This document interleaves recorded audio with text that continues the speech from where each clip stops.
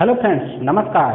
कैसे हैं आप सभी? मैं एसपी स्वागत करता हूं आपका अपने अधिगम मंच चैनल पर। फ्रेंड्स, आज जो हम प्रेजेंट हुए हैं एक नई क्लास के साथ, जो कि रहने वाली है प्रमुख अनुच्छेद, अर्थात भारतीय संविधान के वे प्रमुख अनुच्छेद जिनसे एग्जाम में क्वेश्चन पूछे जाते हैं। बेसिकली हम जो क्लास कर रहे हैं इंडियन पॉलिटी या भारतीय संविधान से संबंधित कर रहे हैं, तो इसमें आज हम डिस्कस करने वाले हैं प्रमुख अनुच्छेद। ठीक है, तो प्रमुख अनुच्छेद कौन कौन से हैं उसके बारे में हम डिस्कस करेंगे। फ्रेंड्स, इससे पहले यदि आपने अभी तक हमारा चैनल सब्सक्राइब नहीं किया है तो सब्सक्राइब करें। यदि सेशन अच्छा लगता है तो लाइक करें, कमेंट करें और अपने फ्रेंड्स के साथ शेयर करें। आइए शुरू करते हैं आज की क्लास, यानी कि प्रमुख अनुच्छेद। भारतीय संविधान के वो प्रमुख अनुच्छेद हमने सेलेक्ट किए हैं जिनसे एग्जाम में क्वेश्चन पूछे गए हैं और पूछे जाते हैं। ठीक है, तो ये जो क्लास रहेगी यानी कि इंडियन पॉलिटी भारतीय संविधान से संबंधित रहेगी। चाहे दिल्ली पुलिस कांस्टेबल की बात करें, चाहे यूपी एसआई की बात करें, लेखपाल की बात करें, एसएससी, रेलवे, इवन जहां भी इंडियन पॉलिटी पूछी जाती है वहां पे जो प्रमुख अनुच्छेद है भारतीय संविधान के उनसे क्वेश्चन पूछे जाते हैं। तो आइए शुरू करते हैं। सबसे पहले मौलिक अधिकार। ठीक है, मौलिक अधिकारों की बात करते हैं। मौलिक अधिकार हमारे संविधान के किस अनुच्छेद में, यानी कि कौन से अनुच्छेद से लेकर कौन से अनुच्छेद में वर्णित हैं? तो फ्रेंड्स, मौलिक अधिकारों की जब भी हम बात करते हैं अनुच्छेद 12 से लेकर अनुच्छेद 35 तक। ठीक है, अनुच्छेद 12 से लेकर अनुच्छेद 35 तक हमारे मौलिक अधिकार वर्णित हैं। यदि हम भाग की बात करें तो ये संविधान के भाग 3 में। ठीक है, संविधान के भाग 3 में अनुच्छेद 12 से अनुच्छेद 35 तक हमारे मौलिक अधिकार वर्णित हैं। ठीक है, तो मौलिक अधिकारों से संबंधित एक अलग से क्लास करेंगे जिसमें हम सभी मौलिक अधिकारों को, यानी अनुच्छेद 12 से 35 तक जितने भी मौलिक अधिकार हैं, ठीक है, उन सबको डिस्क्राइब करेंगे। लेकिन यहाँ पे आप देख लीजिए कि मौलिक अधिकार हमारे अनुच्छेद 12 से 35 और भाग 3 में वर्णित हैं। ठीक है, एक बात काफी इंपोर्टेंट, मौलिक अधिकारों से क्वेश्चन पूछे जाते हैं। डिफरेंट जितने भी मौलिक अधिकार है सारे के मौलिक अधिकारों से क्वेश्चन बनता है। अब हम बात करते हैं नेक्स्ट, यानी स्वतंत्रता का अधिकार। ठीक है, ये भी हमारा एक अधिकार है, मौलिक अधिकार। स्वतंत्रता का अधिकार की यदि हम बात करें तो अनुच्छेद 19 में स्वतंत्रता का अधिकार है, अर्थात भारत में जन्म लेने वाला या भारत में रहने वाला प्रत्येक व्यक्ति, प्रत्येक नागरिक स्वतंत्र है, एकदम उसे स्वतंत्रता का अधिकार है। ठीक है, उसके ऊपर कोई चाहे धार्मिक दबाव हो, चाहे जातिगत दबाव हो, या किसी तरह का उसके विरुद्ध शोषण नहीं हो सकता। कुल मिला के वो पूरी तरह से स्वतंत्र है। ठीक है, उससे संविधान के अनुसार स्वतंत्रता का अधिकार प्राप्त है। तो स्वतंत्रता के अधिकार की यदि हम बात करते हैं तो अनुच्छेद 19 में वर्णित है। नेक्स्ट बात करते हैं, यानी कि अस्पष्टता का अंत। अस्पष्टता का अंत संविधान के अनुच्छेद 17 में है। ठीक है, अनुच्छेद 17 की यदि हम बात करें तो अनुच्छेद 17 कहता है कि कोई भी व्यक्ति किसी धर्म, जाति, विशेष, ऊंच नीच, ठीक है, किसी भी कारण मतलब उसे अस्पष्टता नहीं समझा जाएगा, मतलब उसे अनटचेबल नहीं समझा जाएगा। अनटचेबल मतलब जैसे किसी विशेष तबके या विशेष जातिगत के लोगों को छूत कहा जाता है, ठीक है, अछूत कहा जाता है, छुआछूत माना जाता है, मतलब अस्पष्टता, अनटचेबिलिटी जैसे जो भावना है वो की जाती थी। तो फिर यहाँ पे अनुच्छेद 17 कहता है, संविधान का अनुच्छेद, कि किसी भी व्यक्ति को आप अनटचेबल नहीं करार कर सकते। कुल मिला के अस्पष्टता का अंत अनुच्छेद 17 के अनुसार है। ठीक है, नेक्स्ट बात करते हैं, यानी कि प्राण एवं दैहिक स्वतंत्रता का अधिकार। प्राण एवं दैहिक स्वतंत्रता का अधिकार की यदि हम बात करें तो अनुच्छेद 21 कहता है कि प्रत्येक व्यक्ति मतलब जो भी व्यक्ति चाहे वो अपने प्राणों के मतलब खुद से स्वतंत्रता है कि वो अपने प्राण और अपने देह को त्याग सकता है। अर्थात वैसे ये बात तो थोड़ी अटपटी भी लगती है कि प्राण एवं दैहिक स्वतंत्रता, यहाँ पे ये मतलब है कि कोई भी व्यक्ति अपनी मर्जी से सुसाइड कर सकता है, कुल मिला के अपने प्राणों को न्यौछावर कर सकता है। तो ये उस पर ठीक है, पहले होता था कि यदि कोई व्यक्ति सुसाइड कर रहा है, अपने प्राणों की आहुति दे रहा है, तो उस पर केस वगैरह हो सकता था, लेकिन स्वतंत्र है। लेकिन ये करना बिल्कुल गलत है, इस तरह से नहीं करना चाहिए। ठीक है, सुसाइड वगैरह। तो ये अनुच्छेद 21 कहता है कि किसी भी व्यक्ति को प्राण एवं दैहिक स्वतंत्रता का अधिकार प्राप्त है। ठीक, ये एक बात नेक्स्ट करते हैं, यानी कि कारखानों में बालकों के नियोजन पर प्रतिबंध, यानी कि इसे कह सकते हैं कि बाल श्रम निषेध। कोई भी बच्चा, ठीक है, 18 साल से पहले का बच्चा या छोटे बच्चे जैसे वर्क करते थे, काम करते थे किसी भी कारखाने, खान वगैरह में, तो वो बिल्कुल प्रतिबंधित है, बिल्कुल निषेध है। कोई भी बच्चा, छोटी उम्र का बच्चा चाहे खान हो, कारखाने हो, किसी भी फैक्ट्री कारखाने में काम नहीं कर सकता। तो ये अनुच्छेद 24 कहता है कि बच्चे को किसी भी कल कारखाने या कारखाने खान आदि में काम पर नहीं लगाया जा सकता। ठीक है, ये अनुच्छेद 24 इस तरह से कहता है।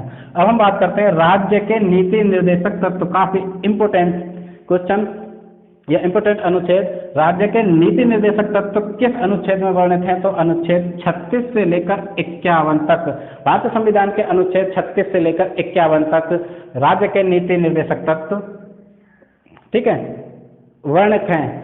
यदि हम भाग की बात करें तो यह भाग 4 में वर्णित है। ठीक, क्लियर। मौलिक अधिकारों के बाद अब हम बात करते हैं मौलिक कर्तव्य।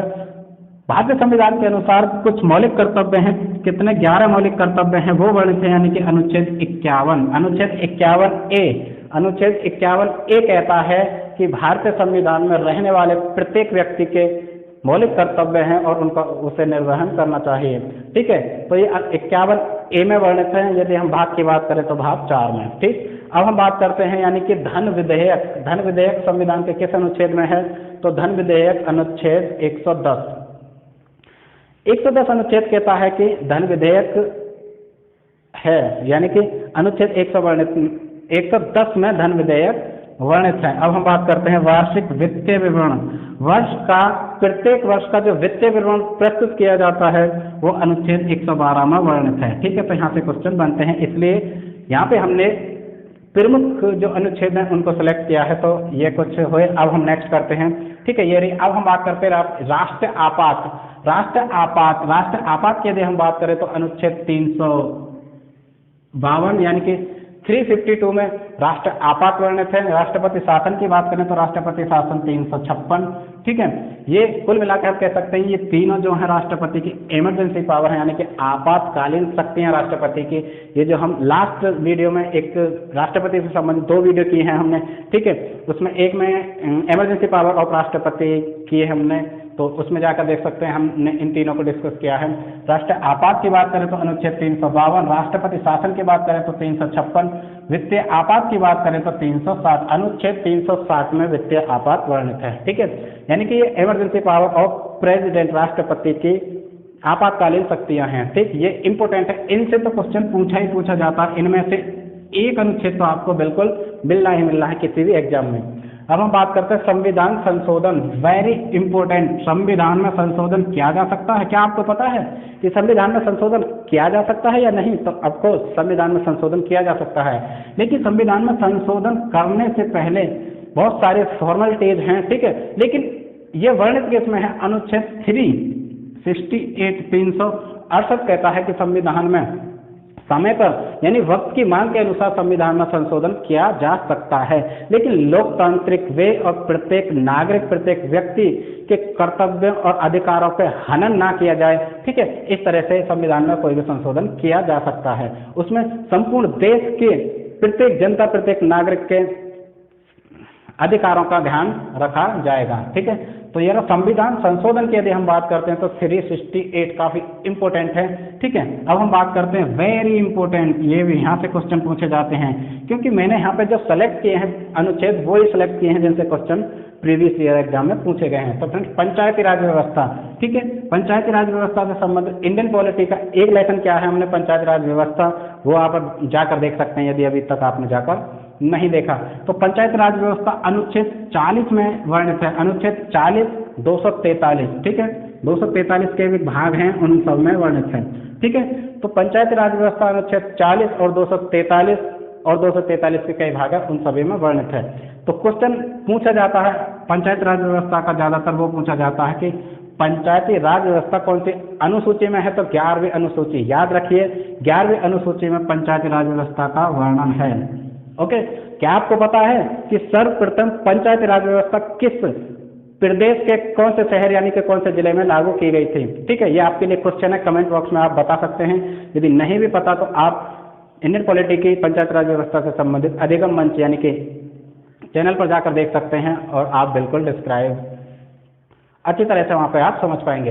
तो पंचायती राज व्यवस्था अनुच्छेद 243 और 11वीं अनुसूची में वर्णित है। क्लियर, बहुत इंपॉर्टेंट है, पंचायत राज व्यवस्था से क्वेश्चन पूछे जाते हैं। अब हम बात करते हैं नेक्स्ट, नगर पालिका। ठीक है। नगर पालिका कौन से अनुच्छेद में वर्णित है, यानी कि नगर पालिका विधेयक। नगर पालिका की बात करें तो अनुच्छेद 243 की बात हमने ऊपर भी की, तो 243 के कई भाग हैं, उनमें 243 ठीक है, इसमें नगर पालिका वर्णित है, 243 ये इसमें वर्णित है, ठीक है। यदि अनुसूची की बात करें तो 12वीं अनुसूची में नगर पालिका का सीधा सीधा संबंध है। 12वीं अनुसूची कहती है कि इसमें नगरों से संबंधित विकास की संपूर्ण रूपरेखा है, ठीक है। तो कुल मिलाकर नगर पालिका का संबंध 12वीं अनुसूची। क्लियर। अब हम बात करते हैं नेक्स्ट लास्ट रहेगा आज के लिए जम्मू एंड कश्मीर के लिए विशेष अधिकार। जम्मू एंड कश्मीर के लिए विशेष अधिकार थे अनुच्छेद 370। क्लियर। अनुच्छेद 370 के अनुसार जम्मू कश्मीर भारत गणराज्य का एक इकलौता एकमात्र राज्य ऐसा था मतलब अब नहीं है, जिसमें संविधान के अनुच्छेद 370 के अनुसार उसको विशेष दर्जा प्राप्त था। लेकिन फ्रेंड्स यहाँ पे हम बात करते हैं अनुच्छेद 370 अब हटा दिया गया है, ठीक है। तो हमने यहाँ पे बात की प्रमुख अनुच्छेदों में हमने बहुत सारे कई अनुच्छेद डिस्कस किए। अब हम बात कर लेते हैं जम्मू कश्मीर, यानी कि अनुच्छेद 370 जो काफी इंपोर्टेंट था, यहाँ से क्वेश्चन पूछे जाते थे, क्या था विशेष दर्जा, क्या था, ठीक है। ये आज़ादी से पूर्व से लेकर अब तक 70-72 सालों तक ये विवाद चल रहा था कि जम्मू कश्मीर से धारा 370 हटानी चाहिए, नहीं हटानी चाहिए, कौन हटाएगा, किस तरह से। तो फ्रेंड्स यानी कि जम्मू कश्मीर के लिए जो विशेष दर्जा था धारा 370 अनुच्छेद 370 के अनुसार उसे हटा दिया गया है। अब हम बात कर लेते हैं फ्रेंड्स कब हटाया, यानी कि अनुच्छेद 370 जम्मू कश्मीर पे जो था लगा था विशेष दर्जा प्राप्त था, वो हटा दिया गया है। तो फ्रेंड्स 5 अगस्त ध्यान रखिए, बहुत इंपॉर्टेंट है, 5 अगस्त 2019